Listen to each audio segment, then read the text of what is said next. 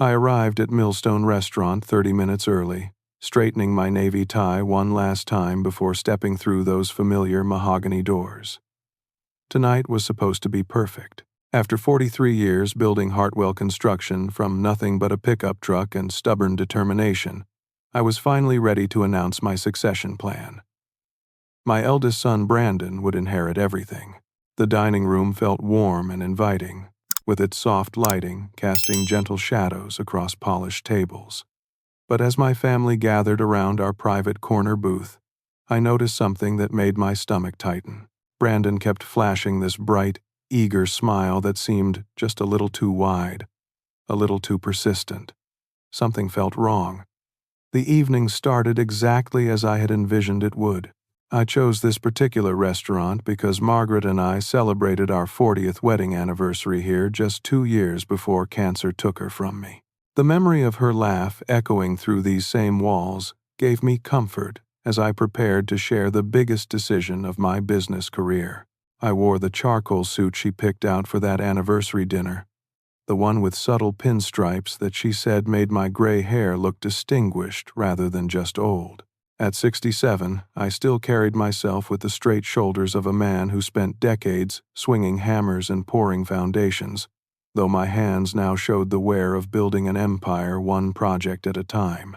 Brandon arrived first, which surprised me, since punctuality had never been his strongest trait. He strode through the entrance wearing an expensive black suit I did not recognize, his brown hair freshly cut and styled. The moment he spotted me, his face lit up with that unusually bright expression that had been nagging at my thoughts. "Dad, this is incredible," he said, sliding into the booth across from me. "I have been looking forward to tonight all week. Jennifer and I barely slept last night, talking about what you might want to share with us." He immediately flagged down our server and ordered a bottle of Caymus Cabernet, the kind that costs more than most people make in a day. When I raised an eyebrow, he just grinned wider and said, "Tonight feels like a celebration, does not it?" Jennifer appeared next, moving with quick, nervous steps that made her black cocktail dress rustle against her legs. She taught 3rd grade at Riverside Elementary and usually carried herself with the patient confidence of someone who managed 28 8-year-olds every day. But tonight, she seemed jittery, checking her phone every few seconds and offering tight smiles that did not reach her eyes. "Hello, Rudolph," she said, giving me a brief hug that felt stiff and rehearsed. "Thank you for organizing this. The kids are so excited to spend time with their grandfather." She sat beside Brandon, immediately opening her purse to pull out her phone again. When I asked about her classroom preparations for the spring semester, she gave short, distracted responses that contrasted sharply with her usual enthusiasm for discussing her students' progress. My grandchildren arrived with the casual indifference typical of teenagers. Kyle, now 16 and nearly as tall as his father, barely looked up from his smartphone as he mumbled a greeting. His sandy hair fell across his forehead in a deliberately messy style that probably took him 20 minutes to achieve. Madison, 14, and growing more beautiful each year with her mother's delicate features, at least offered me a genuine smile before immediately returning to texting someone. "Kyle got accepted to that summer lacrosse camp at Duke," Jennifer mentioned, finally putting her phone down. "The one that costs $4,000? That's wonderful," I replied, noticing how Brandon's smile grew even brighter at the mention of expensive activities. "Though I thought you were concerned about college savings just last month." "Oh, we figured something would work out," Brandon said quickly, exchanging a glance with Jennifer. "Sometimes you just have to have faith that good things are coming." Patricia burst through the restaurant doors 15 minutes late, still wearing navy blue scrubs under her winter coat and looking flustered from the February cold. My youngest daughter had always been the responsible one, working double shifts at the hospital to support herself and 8-year-old Emma after her divorce 3 years ago. "I am so sorry," she said, unwinding her scarf and sliding into the booth. "We had a cardiac emergency right at shift change, and I could not leave until the patient stabilized." 8-year-old Emma immediately crawled across the seat to hug me, her small arms wrapping around my neck with the fierce affection only a granddaughter can provide. Her dark hair, so much like Margaret's had been, still held the scent of the strawberry shampoo Patricia used for bath time. "Grandpa Rudy, did you know that nurse sharks can live for 25 years? Emma announced with the random enthusiasm that made her my absolute favorite dinner companion. Mom took me to the aquarium last weekend, and I learned all about ocean creatures. That's fascinating, sweetheart," I said, grateful for her innocent chatter that filled the growing tension I sensed around the table. As we settled in and ordered appetizers, I found myself studying the family I had worked so hard to provide for. Brandon kept checking his watch and seemed almost vibrating with anticipation. Every few minutes, he would make comments about exciting changes ahead or new opportunities for growth that felt oddly specific for someone who supposedly had no idea what I planned to announce. During the bread service, I caught Brandon quietly answering his phone while the rest of us discussed Emma's upcoming science fair project. He stepped away from the table, moving toward the restaurant's hallway, and I strained to hear fragments of his conversation. "Everything's going exactly as planned," I heard him say in a low voice. "By tomorrow morning, it'll all be over. Just make sure the paperwork is ready for Monday." When he returned to the table, that bright smile was back in full force, and he immediately suggested we order another bottle of wine to properly celebrate whatever Dad has planned for us. The appetizers arrived, and I watched my family interact with growing unease. Brandon dominated the conversation, talking about expansion possibilities for Hartwell Construction and asking detailed questions about my retirement timeline. Jennifer kept glancing at her watch as if she had somewhere else to be. Patricia looked exhausted but happy, asking thoughtful questions about my health and whether I had been taking my blood pressure medication regularly. But it was Emma who provided the evening's first moment of genuine warmth. She pulled a folded piece of paper from her backpack and handed it to me with shy pride. "I drew this for you, Grandpa Rudy," she said. "It's our whole family at Christmas. But I made you extra tall because you're the most important." The crayon drawing showed stick figures gathered around a Christmas tree, with me towering over everyone else in a way that made my heart swell with love. This child understood something that adults often forgot. Family was not about money or inheritance or business succession. It was about showing up for each other with open hearts. As I studied her innocent artwork, Brandon's voice cut through my thoughts. "Dad, I hope you know how much we all appreciate everything you've built for us. Jennifer and I were just saying last night how grateful we are to be part of such a successful family legacy." The way he emphasized legacy made something cold settle in my chest. Combined with that overheard phone conversation and his unusual eagerness, I began to suspect this dinner might not unfold the way I had planned. When our server approached to refill water glasses and take dinner orders, I noticed she lingered near our table longer than necessary. Her dark eyes focused intently on our group with an expression I could not quite read. As we waited for our entrees, the undercurrents of tension I had been sensing began to surface in ways that made my businessman's instincts prickle with warning. 40 years of reading people in boardrooms and construction sites had taught me to notice when someone was hiding something important. Jennifer's behavior grew increasingly strange as the evening progressed. She ordered only a Caesar salad despite Brandon's insistence that she try the restaurant's famous prime rib, then spent most of the time pushing lettuce around her plate without actually eating.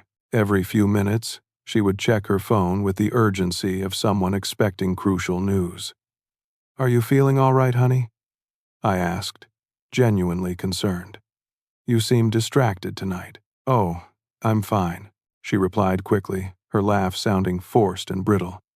"Just thinking about lesson plans for next week. You know how it is with teaching." But Jennifer had never been someone who brought work stress to family gatherings.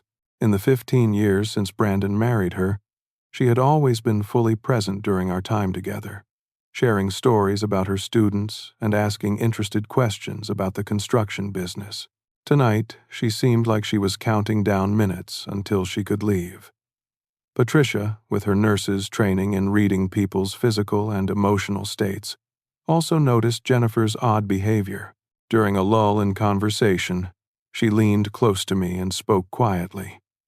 "Dad, I need to mention something that's been bothering me," she said, her voice carrying the serious tone she used when discussing medical concerns. "Brandon has been asking really strange questions at family gatherings lately."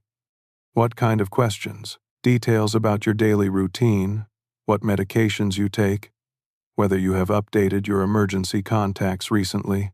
Last month at Emma's birthday party, he spent 20 minutes asking about your sleeping habits and whether you ever feel dizzy or short of breath."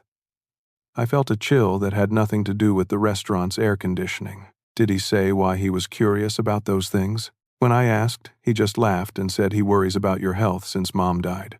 But Dad, it felt more like an interrogation than concern. And yesterday, Emma mentioned that Uncle Brandon has been looking at pictures of nursing homes on his work computer when she visits their office. This revelation hit me like a physical blow. Brandon had been researching elder care facilities.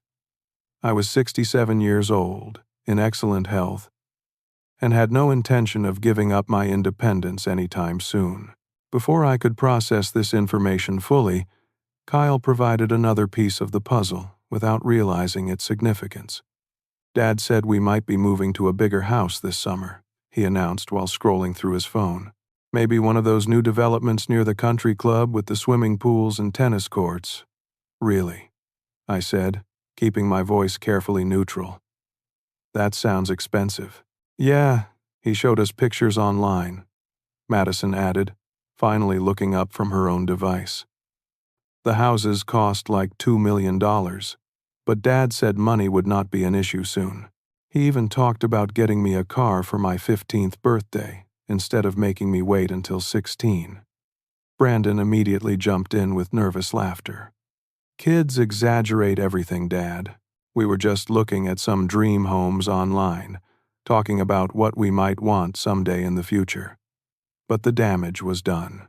Kyle and Madison had revealed that Brandon was already planning to spend money he did not currently have, making promises based on expectations of wealth that would only come from my death or incapacitation. I excused myself to use the restroom, needing a moment to process these troubling revelations.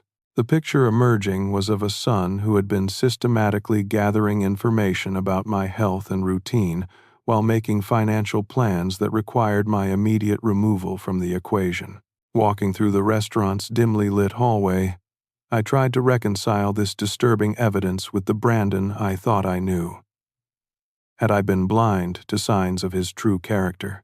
Had the pressure of inheriting a successful business warped his judgment so severely that he would consider harming me to accelerate his inheritance? When I returned to the table, I made a casual comment about wanting to review the quarterly financial reports next week, thinking it was a normal business discussion.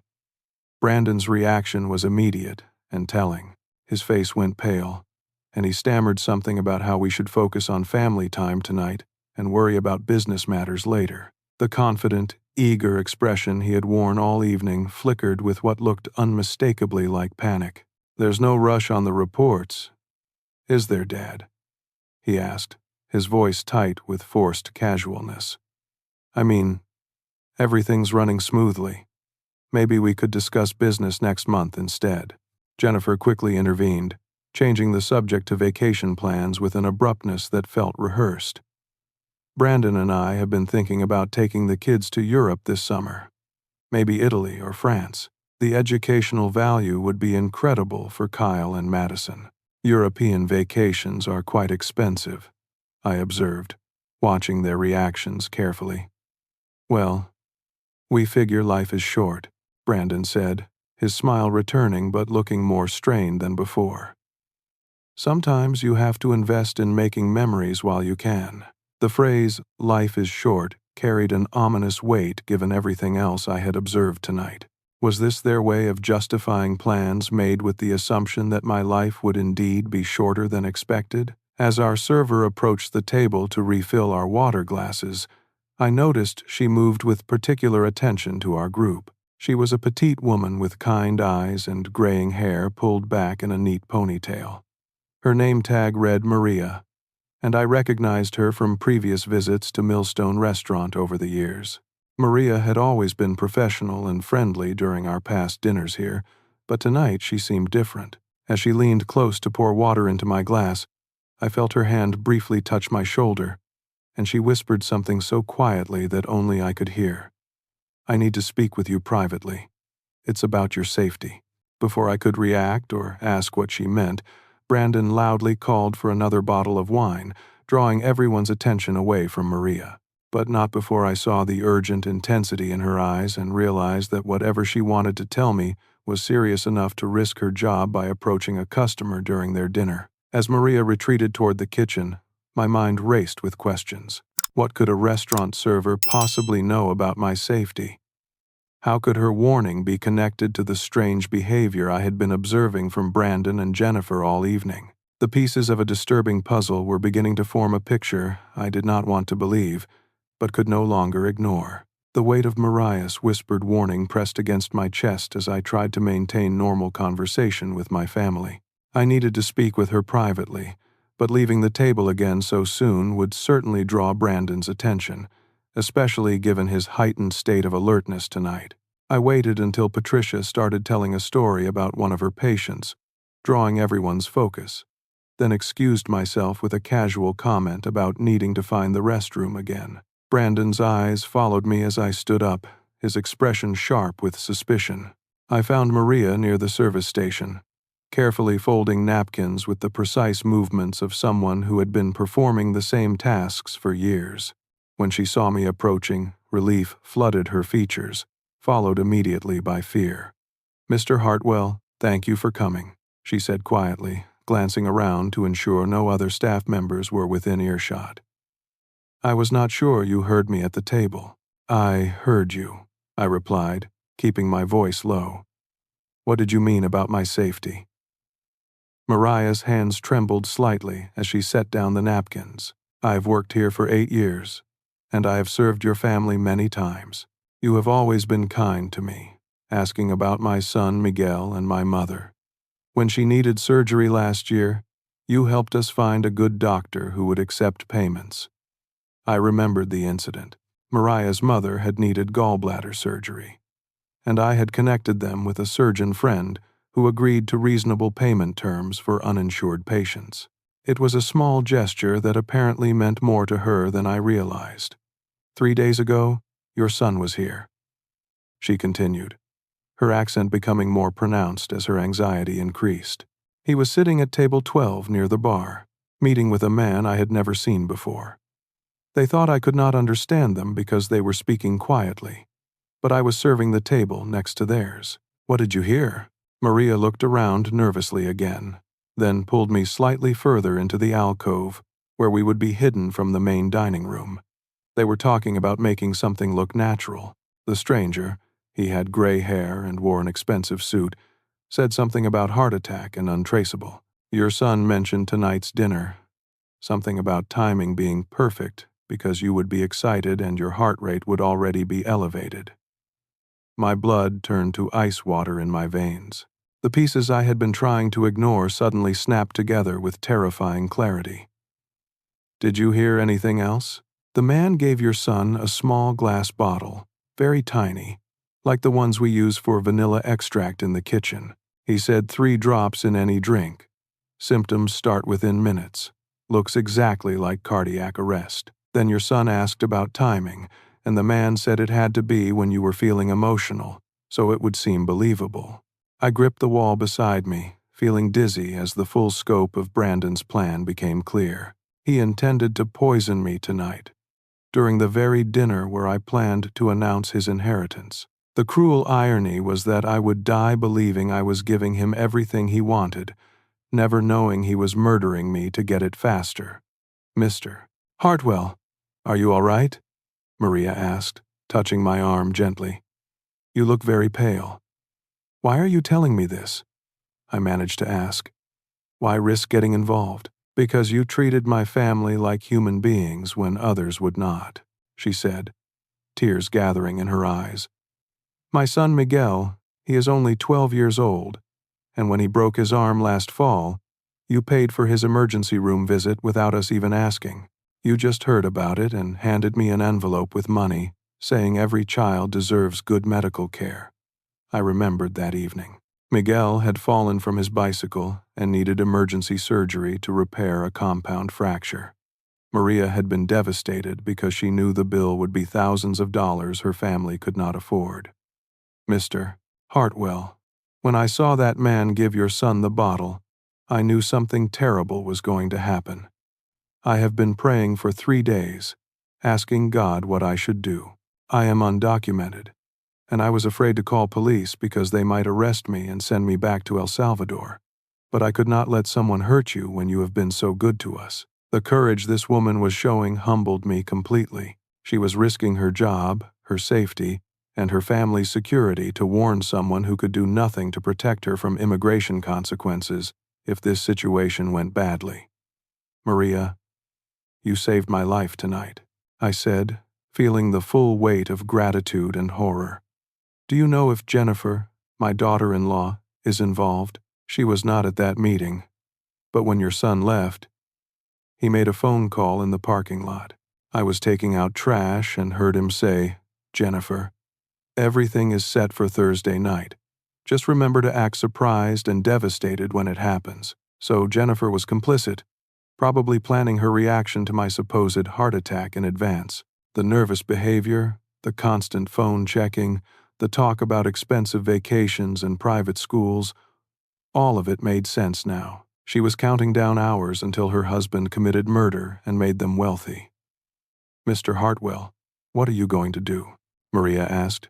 I looked back toward the dining room where my family waited, where my son was probably preparing to add poison to whatever drink we would toast with when I announced his inheritance. The betrayal cut deeper than any physical pain I had ever experienced, but underneath the hurt, a cold determination was building. I am going to protect myself, I said quietly, and I am going to make sure justice is served. Be very careful, Maria warned. That man who met with your son looked dangerous, like someone who has done this before. And your son, he seemed very confident, like he had thought of everything. I thanked Maria for her courage and promised that no matter what happened, I would ensure her family was protected. Then I walked back toward the dining room, my mind racing with plans for turning Brandon's murder plot against him. As I approached our table, I could see Brandon checking his watch and speaking quietly to Jennifer. They both looked up when they saw me returning, their smiles bright and expectant. There you are, Dad, Brandon said cheerfully. Jennifer and I were just saying how excited we are to hear your announcement. Should we order that special bottle of wine I mentioned earlier? The 1997 Opus 1? I thought we could make a real toast when you share your news. The casual way he mentioned the specific wine sent chills through me. That bottle would cost over $600, far more than Brandon typically spent, and he was insisting on it for our toast. This had to be the vehicle for the poison. That sounds perfect, son, I replied, settling back into my seat with careful composure. Tonight definitely calls for something special. As Brandon signaled the server to bring the expensive wine, I caught Patricia's concerned expression. She had noticed my prolonged absence and was studying my face with her medical professional's ability to read physical signs of distress. I gave her a small smile and reached across to squeeze Emma's hand, drawing comfort from my granddaughter's innocent presence. Soon, very soon, I would have to act to save my own life and expose the monster my eldest son had become. Returning to my seat with the knowledge of Brandon's murderous intentions felt like carrying a lead weight in my chest. Every smile, every casual comment, every gesture of filial affection now revealed itself as calculated manipulation designed to position me for execution. I watched Brandon's hands as he gestured enthusiastically about future business plans, wondering how those same fingers that I had taught to hold a hammer 20 years ago were now prepared to measure poison into my drink. The son, who used to fall asleep on my shoulder during fishing trips, was planning my murder with the cold efficiency of a professional killer. The betrayal ran deeper than simple greed. This was not just about money or inheritance, but about a fundamental corruption of everything I thought I had built within my own family. Brandon had learned to see me, not as his father, but as an obstacle to be removed, a problem to be solved through violence. As I struggled to maintain my composure, Patricia leaned close to me with the concerned expression she wore when evaluating patients. "Dad, are you feeling all right?" she asked quietly. "You look a little pale, and you were gone for quite a while. Just needed some air," I replied, forcing a smile.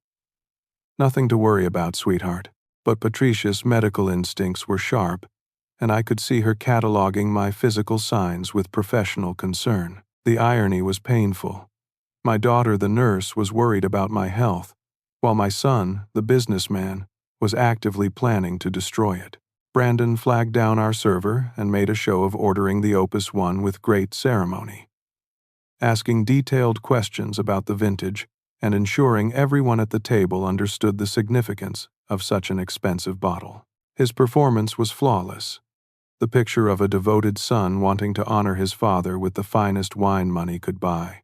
"This is a special night that deserves special treatment," he announced, his eyes shining with what I now recognized as anticipation rather than affection. "When Dad makes his announcement, we want to toast properly with something memorable." Jennifer nodded enthusiastically, though I noticed her hands still trembled slightly as she checked her phone one more time. "It's so thoughtful of you, Brandon. Your father has worked so hard for our family." The past tense of her comment hit me like a slap. In Jennifer's mind, my hard work was already finished because my life was about to end. She was already speaking about my efforts as completed history rather than ongoing contribution. Emma, oblivious to the adult tensions swirling around her, continued chattering about her upcoming science fair project on marine biology. Her innocent excitement provided the only genuine warmth at a table where everyone else was either plotting murder or unknowingly participating in its setup. "Grandpa Rudy, did you know that some fish can change from male to female during their lives?" she asked, showing me pictures on Patricia's phone. "They do it when their environment changes and they need to adapt to survive." "That's fascinating, sweetheart," I replied, struck by the ironic appropriateness of her lesson. Sometimes survival required dramatic adaptation to changed circumstances. Kyle and Madison remained absorbed in their electronic devices, occasionally mentioning expensive items they wanted or exclusive activities they expected to enjoy. Neither teenager showed any awareness that their father was minutes away from committing the ultimate crime, funded by promises of inheritance money that would come from their grandfather's death. The wine arrived with appropriate fanfare. Our server, a young man named David, presented the bottle to Brandon with the formal ritual reserved for expensive vintages. Brandon examined the label with exaggerated care, nodding approval and asking David to decant it properly so we could appreciate its full complexity. As David prepared the wine, Brandon arranged the glasses on our table with particular attention to positioning. I watched him carefully place each glass, noting that he kept one specific glass slightly separated from the others, positioned directly in front of where I would sit for the toast. My businessman's mind, trained by decades of observing details and reading people's intentions, began formulating a counter-strategy. Brandon's plan depended on my drinking from that specific glass, while feeling excited and emotional about sharing my will announcement. He needed my heart rate elevated so the poison would appear to trigger a natural cardiac event. But Maria's warning had given me the one advantage Brandon could never have anticipated: knowledge of his intentions. While he believed he was orchestrating my death, I could turn his plot against him. The decanted wine sat on our table like a crimson promise of celebration, but I now understood it represented something far darker. Brandon was checking his watch more frequently, and I sensed he was building toward the moment when he would insist on the toast. "Dad," he said, leaning forward with that bright smile I had once found endearing. "Whenever you are ready to make your announcement, we are all eager to hear what you have planned." This feels like such a significant moment for our family's future. Indeed it does, I replied quietly, meeting his eyes with a steady gaze that made him blink first. I think this evening will change everything for all of us. Something in my tone must have registered as different, because Brandon's smile flickered briefly with uncertainty. But he recovered quickly, probably attributing any change in my demeanor to excitement about sharing my inheritance plans. "Should we have David pour the wine so we can make a proper toast?" Jennifer suggested, her voice carrying an edge of anxiety that she tried to mask with enthusiasm. "Absolutely," I agreed, standing up slowly and reaching for my suit jacket. "But first, let me make sure I have my speech notes organized. I want to get every detail right for such an important announcement." As I made a show of checking my jacket pockets, I deliberately moved around the table, creating controlled confusion about the seating arrangement. In the process, I managed to shift the glasses slightly, making it difficult for Brandon to track which specific glass he had positioned for me. "Dad? Here, let me help you," Brandon said, standing quickly and trying to guide me back to my original position. "You were sitting right here, and your wine glass is this one." But I continued moving, pretending to be focused on finding my notes while carefully observing which glass he wanted me to use. When I was certain I had identified the poisoned glass, I made my final preparations to turn his murder plot into his own downfall. "Found them," I announced, holding up some business cards I carried in my jacket pocket. "Now I am ready to share the news that will determine our family's future." As I returned to the table, I deliberately created one more moment of confusion, bumping slightly into Brandon as I sat down. In that instant, while everyone's attention was divided, I switched our positions so that the poisoned glass would end up in front of him instead of me. "Sorry about that," I said with grandfatherly clumsiness. "Sometimes these old hands are not as steady as they used to be." Brandon looked momentarily confused by the change in seating arrangement, but he was too committed to his plan to delay further. David began pouring the wine into each glass with ceremonial precision, and Brandon's eyes gleamed with predatory anticipation. I thought about Margaret, about the life we had built together, about the values we tried to instill in our children. She would have been heartbroken to know that one of our sons had grown into someone capable of such evil, but she also would have understood that justice required action rather than passive acceptance. "To family," I said, raising my glass as the final preparations for Brandon's backfired murder plot fell into place. The moment of truth arrived, with the weight of 43 years bearing down on my shoulders. I stood at the head of our table, holding the wine glass that I now knew contained no poison, while my eldest son prepared to drink death from the cup he had intended for me. "Before I begin," I said, looking around at each face gathered in the warm light of Millstone Restaurant, "I want you all to know that everything I have done in my life has been for this family. Every early morning on construction sites, every difficult negotiation, every sacrifice your mother and I made was to build something lasting for the people I love." Patricia smiled warmly, her nurse's compassion evident in her gentle expression. Emma clapped her small hands together with the unfiltered joy that only children possess. Kyle and Madison looked up from their phones, perhaps sensing that something significant was happening. Jennifer sat rigid in her chair, her knuckles white as she gripped her napkin. I could see the anticipation and fear warring in her expression as she counted down moments until her husband's planned murder would make them wealthy. Brandon's eyes shone with what anyone else would have interpreted as pride and excitement. His wine glass sat before him like a crimson promise of wealth, power, and freedom from his father's shadow. He had no idea he was seconds away from drinking the poison he had purchased for my death. Hartwell Construction started with one pickup truck and a toolbox full of determination. I continued, my voice steady despite the emotional storm raging inside me.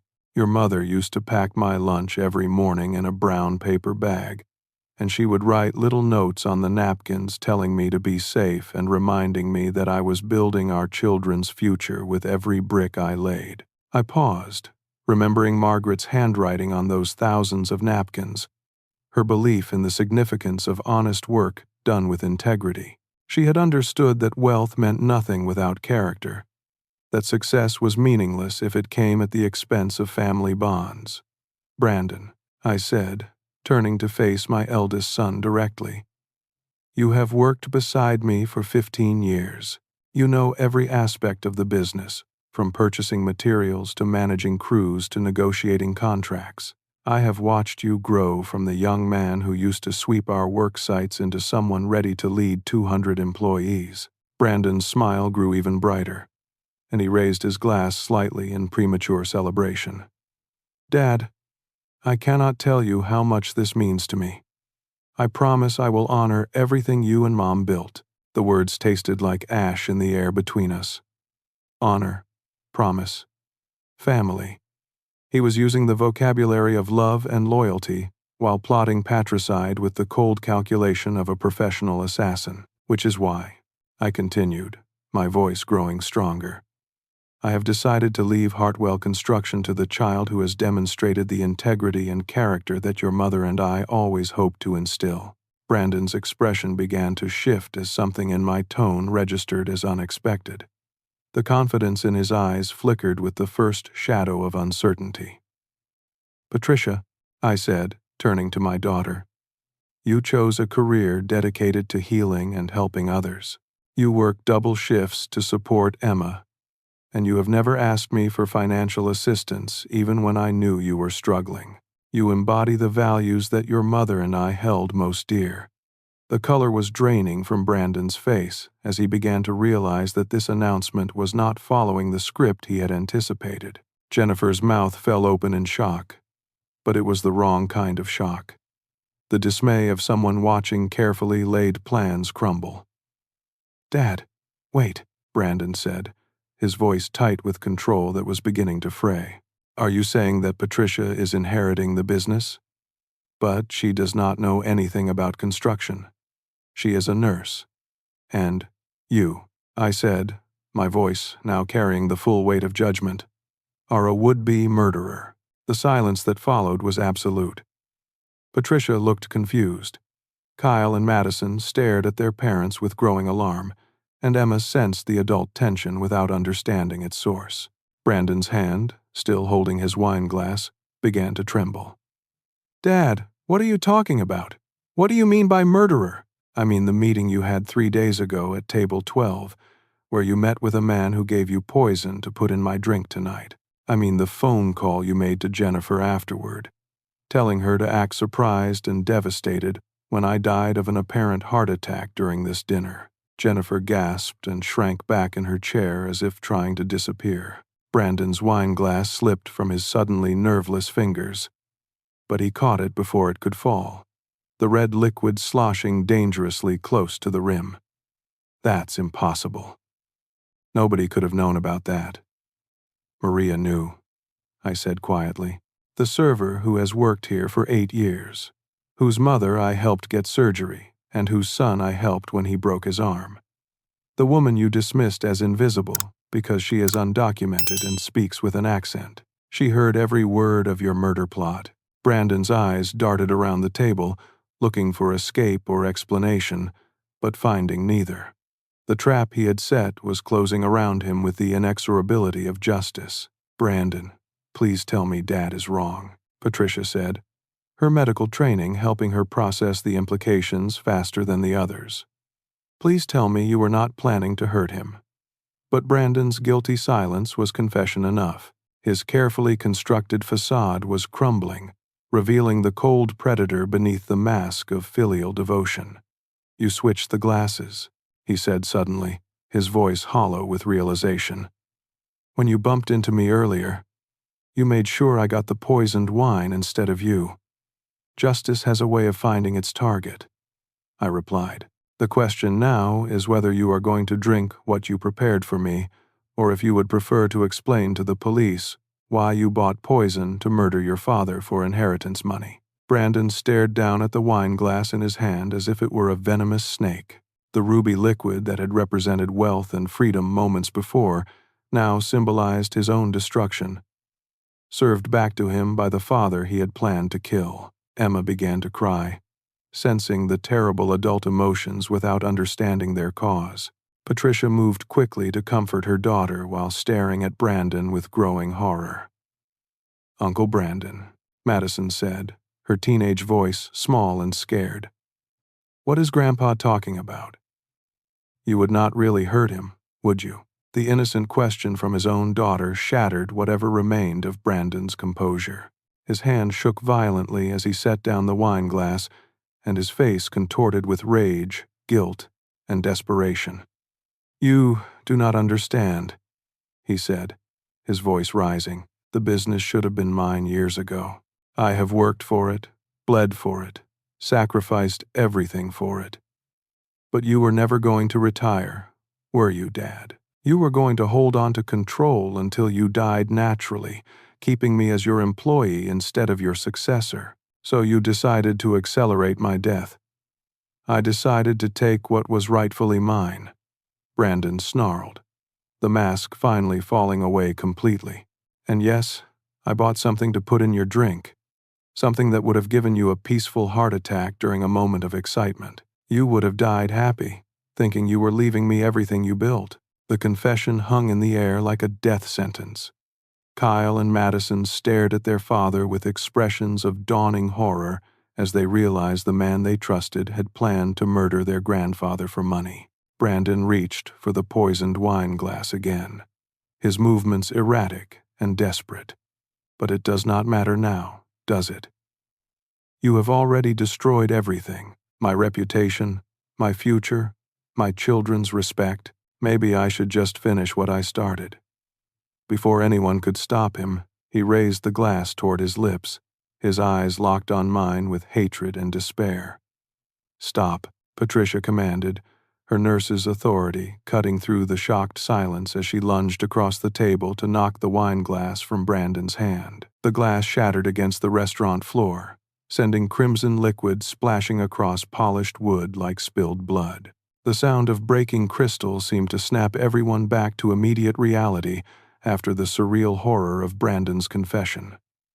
"Whatever you have done, drinking poison is not the answer," Patricia said, her medical training overriding her personal emotions as she assessed Brandon for signs of self-harm. "Kyle and Madison need their father alive, even if he has to face consequences for his choices." Brandon collapsed back into his chair, his face a mask of defeat and rage. "My children," he laughed bitterly. "Do you think they will ever look at me the same way after tonight? Do you think they will ever trust me again after learning their father tried to murder their grandfather for money?" Kyle had gone completely pale, his teenage mind struggling to process the revelation that his hero and role model was capable of such evil. Madison was crying now, not the simple tears of a confused child, but the heartbroken sobs of someone whose fundamental understanding of family had just shattered. Jennifer sat frozen in her chair, realizing that her husband's confession had implicated her as well. The expensive vacations, the private school brochures, the plans for a bigger house, all of it was evidence of their shared conspiracy to profit from my death. Emma clung to Patricia, her small body shaking with fear at the adult emotions she could sense but not understand. "Mama, why is everyone angry? Why is Uncle Brandon crying?" Before anyone could answer, Maria appeared at our table with restaurant security and a concerned expression. She must have been watching our interaction from across the dining room, ready to intervene if Brandon became violent. "Mr. Hartwell, is everything all right?" she asked, though her eyes were focused on the broken glass and spilled wine. "Maria, would you please call 911? I said quietly. "We need police and paramedics. There has been an attempted poisoning tonight." As Maria hurried away to make the call, Brandon's defensive anger flared back to life. "You cannot prove anything," he said desperately. "It is your word against mine. Maria is an illegal immigrant whose testimony will not hold up in court." "Actually," I replied, pulling out my cell phone, "I have been recording our conversation since you confessed to buying poison. Your own words will be all the proof the authorities need." The blood drained from Brandon's face as he realized I had documented his admission of attempted murder. His desperate gambit to discredit Mariah's testimony had only succeeded in providing additional evidence of his guilt. "Plus," I continued, "I suspect a thorough investigation will uncover other evidence. The man who sold you the poison, financial records showing your gambling debts and overspending, probably months of internet searches about untraceable poisons and inheritance law." Jennifer finally found her voice, though it came out as barely more than a whisper. "Brandon, tell me you did not really plan to kill your father. Tell me this is all some horrible misunderstanding. It was supposed to be quick and painless," Brandon said, his voice hollow with defeat. A heart attack during an emotional moment. He would have died thinking he was giving me everything I deserved. The casual way he described planning my murder sent chills through everyone at the table. This was not a crime of passion or desperate impulse, but a calculated assassination planned with cold efficiency. Patricia had moved into full medical professional mode, checking Brandon for signs of shock or self-harm, while keeping Emma shielded from the worst of the adult drama. Her nursing instincts demanded she provide care even to someone who had planned to murder our father. "Dad," she said to me, "you should sit down. Your blood pressure must be through the roof after tonight's stress." "I am all right, sweetheart," I assured her, though I accepted her suggestion to take my seat. The adrenaline of confronting Brandon's murder plot was beginning to fade, leaving me exhausted and heartsick. Emergency sirens became audible in the distance, growing louder as they approached Millstone Restaurant. Other diners had noticed the commotion at our table, and restaurant staff was discreetly trying to manage the situation without creating a scene. "Grandpa," Madison said through her tears, "I do not understand why Daddy would want to hurt you. You have always been good to us." "Sometimes, sweetheart, adults make terrible choices that hurt the people they should protect," I replied gently. "Your father lost his way, but that does not change how much you and Kyle matter to all of us who love you." Kyle had remained silent since Brandon's confession, his young mind processing the implications for his own future. Finally, he spoke with the directness that only teenagers possess. "Dad, how could you do this?" he asked. "How could you plan to kill Grandpa for money? What kind of person does that make you?" Brandon could not meet his son's eyes. The bright, eager smile he had worn earlier in the evening was gone completely, replaced by the hollow expression of someone whose carefully constructed life had just collapsed around him. Police officers and paramedics arrived simultaneously, filling the restaurant's entrance with official authority and medical equipment. As they approached our table, I felt a strange mixture of relief and sadness. Justice would be served, but at the cost of destroying my family's foundations. "I am Detective Rodriguez," said a middle-aged Hispanic woman in a dark suit. "We received a call about a possible poisoning incident. Can someone explain what happened here?" As I began to recount the evening's events, Brandon sat in stunned silence, perhaps finally understanding that his actions had consequences that extended far beyond his own selfish desires. The man who had smiled so brightly at the prospect of murdering his father was about to discover what justice looked like when served cold and thorough. The paramedics examined the broken wine glass and took samples of the spilled liquid for toxicology analysis, while additional officers secured the scene and began interviewing witnesses. Maria provided her statement about the meeting she had overheard, her courage in speaking up now being vindicated by official investigation. Jennifer broke down completely when Detective Rodriguez questioned her about her knowledge of the murder plot, admitting through tears that she had known about Brandon's plan and helped him prepare cover stories for their reactions to my supposed heart attack. As Brandon and Jennifer were read their rights and taken into custody, Kyle and Madison clung to each other with the desperate bond of children whose world had just been permanently altered. Patricia held Emma close while trying to process the reality that our family dinner had become a crime scene. The elegant private dining room at Millstone Restaurant, where I had planned to celebrate my legacy and Brandon's inheritance, had instead become the stage for exposing the corruption that greed could work on human hearts.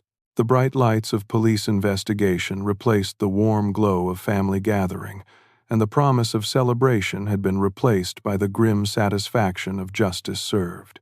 6 months have passed since that terrible evening at Millstone Restaurant, and time has provided perspective on lessons that could only be learned through pain.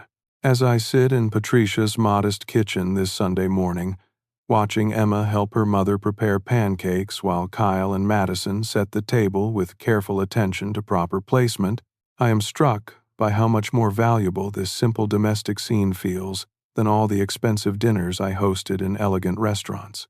Brandon was sentenced to 15 years in federal prison for attempted murder, and an additional 8 years for embezzling over $400,000 from Hartwell Construction over the past 18 months. The investigation revealed a pattern of theft and deception that stretched back much further than I had realized. He had been systematically looting the company to fund gambling debts and maintain a lifestyle far beyond his legitimate income. Jennifer received 7 years for conspiracy to commit murder and aiding in the embezzlement scheme. She had been an active participant in planning my death, even researching how to appear appropriately grief-stricken during media interviews after my supposed heart attack. The prosecution presented evidence that she had been practicing her widow's performance for weeks before our family dinner. Both lost custody of Kyle and Madison, who now live with Patricia in her 3-bedroom home near the hospital where she works. The transition has been difficult for all of them. Kyle went through a period of explosive anger, furious at his parents for destroying his understanding of family and forcing him to live with shame about his father's crimes. Madison withdrew into herself for months, barely speaking and refusing to discuss her feelings about what had happened. But Patricia has proven to be exactly the kind of guardian these wounded children needed. Her experience as a nurse practitioner, combined with her natural compassion and strength, has helped them begin processing their trauma through family therapy and patient daily care. She established clear routines, consistent expectations, and unwavering emotional support that has slowly helped them rebuild their capacity for trust. Kyle has channeled his anger into academic achievement, earning straight-A grades for the first time in his life, and joining the debate team where he can argue passionately for justice and truth. Madison discovered an aptitude for art therapy, creating beautiful paintings that express emotions she still struggles to verbalize. Both children are learning that their father's crimes do not define their own potential for goodness.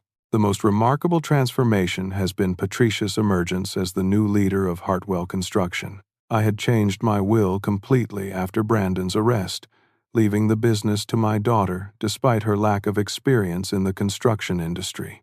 Many people questioned this decision, but Patricia's administrative skills from healthcare management translated surprisingly well to running a construction company. She brought her medical ethics and emphasis on employee welfare to business operations that had been gradually corrupted by Brandon's focus on maximizing profits regardless of human cost. Under her leadership, Hartwell Construction has implemented comprehensive safety protocols, increased worker benefits, and established an employee assistance program that has dramatically improved company morale.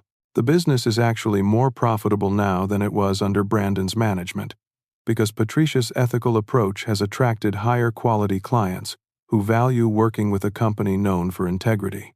She has proven that success does not require compromising principles, and that treating employees as human beings rather than expense items creates loyalty that translates into superior performance. Maria received much more than gratitude for her courage in saving my life.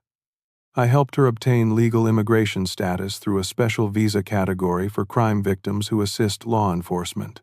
Her son, Miguel, is now attending private school on a full scholarship I established, and Maria herself is taking evening classes in business management with the goal of opening her own restaurant someday.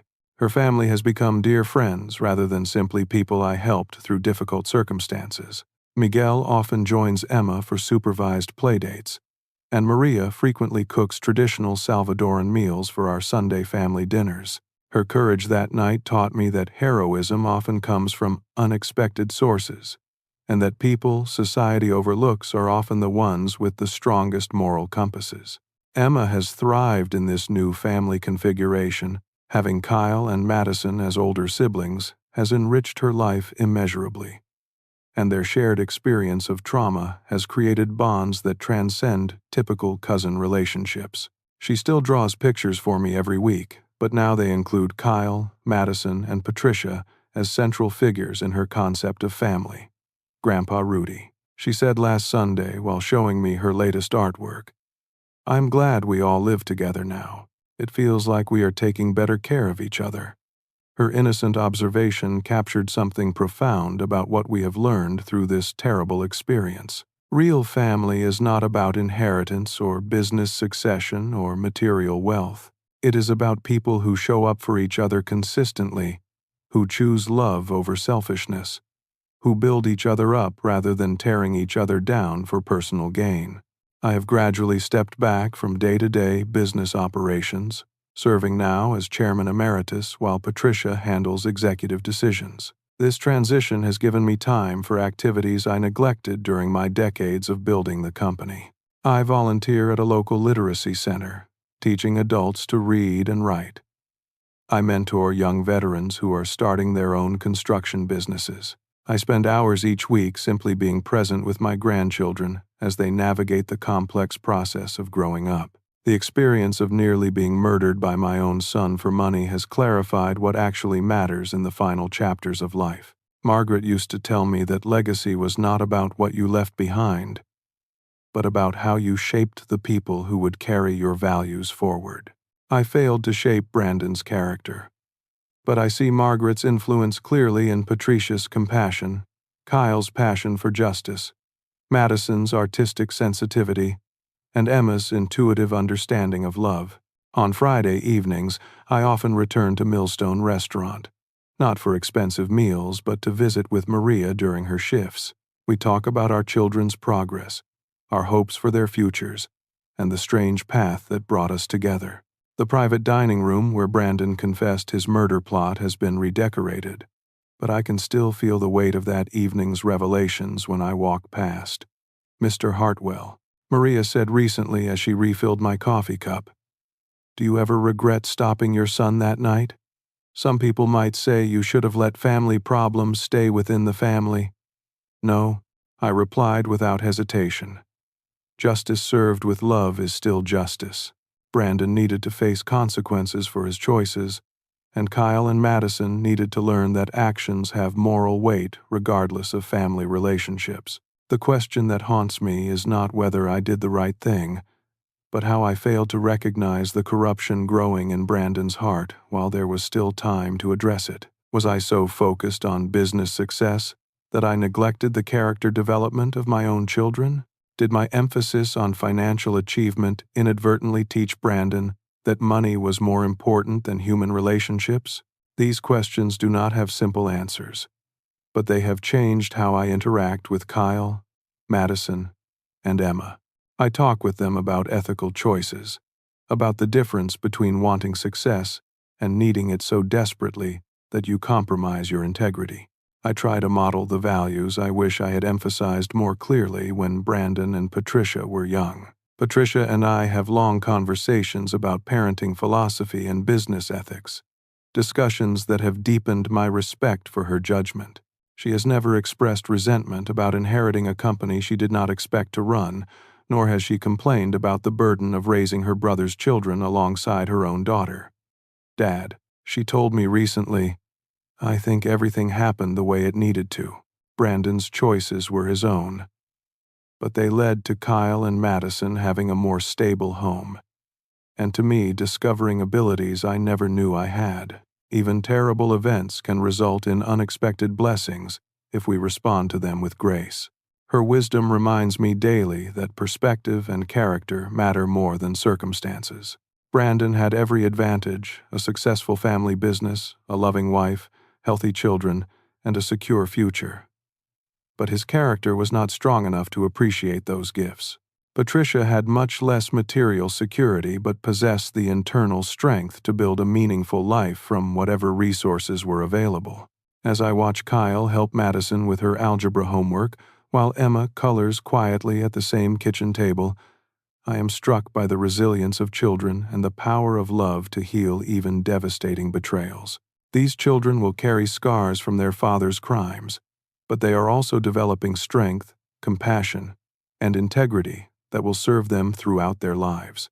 The story of our family dinner has become something of a local legend, discussed in business circles and church congregations as an example of how greed can corrupt family relationships and how courage can emerge from unexpected sources. But for those of us who lived through it, the real lesson is simpler and more personal. True wealth cannot be inherited or stolen. It must be earned through daily choices to treat people with dignity, to prioritize relationships over profit, to stand up for justice even when it is difficult, and to build others up rather than tearing them down. Brandon tried to steal money and ended up losing everything that actually mattered. Patricia inherited responsibility she did not seek and discovered she was capable of more than she ever imagined.